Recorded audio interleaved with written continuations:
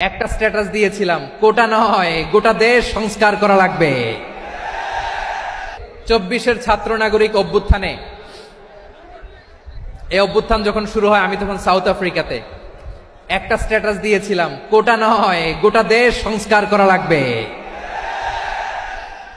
শুধু বাংলাদেশ নয়, সারা বিশ্বের বাংলা ভাষাভাষী লোকেরা এই আন্দোলনের সাথে সমর্থন তারা করেছে, এটাকে সাপোর্ট করেছে, তারা সমর্থন দিয়েছে।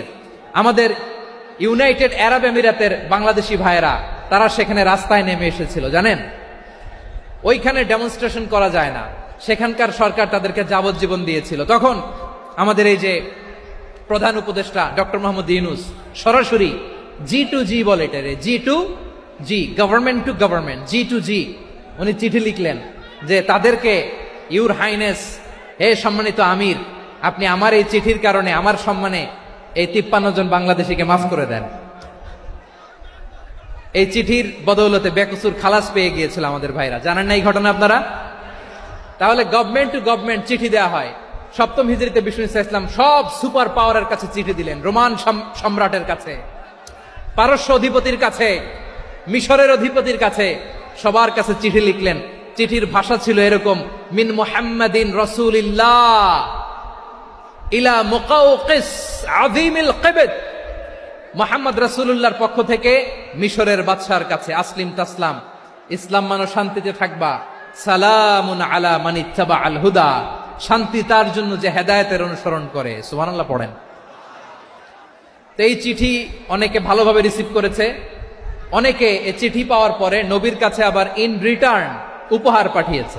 কি পাঠিয়েছে? উপহার। মিশরের বাদশা মুকাওকিস তিনি বিশ্বনবীকে বিশাল এক উপহারের ডালি পাঠিয়েছেন। মিশরের বাদশা মুকাওকিস ছিলেন ধর্মে খ্রিস্টান। লালমনিরহাটের ভাইয়েরা আওয়াজ করে বলেন, মিশরের বাদশা ধর্মে কি ছিল? খ্রিস্টান। কি উপহার দিয়েছিল আমার নবীকে? শুনতে মনে চায়? আওয়াজ নাই লালমনিরহাটের গলায়, শুনতে মনে যায়? 1000 স্বর্ণমুদ্রা, 1000 স্বর্ণমুদ্রা।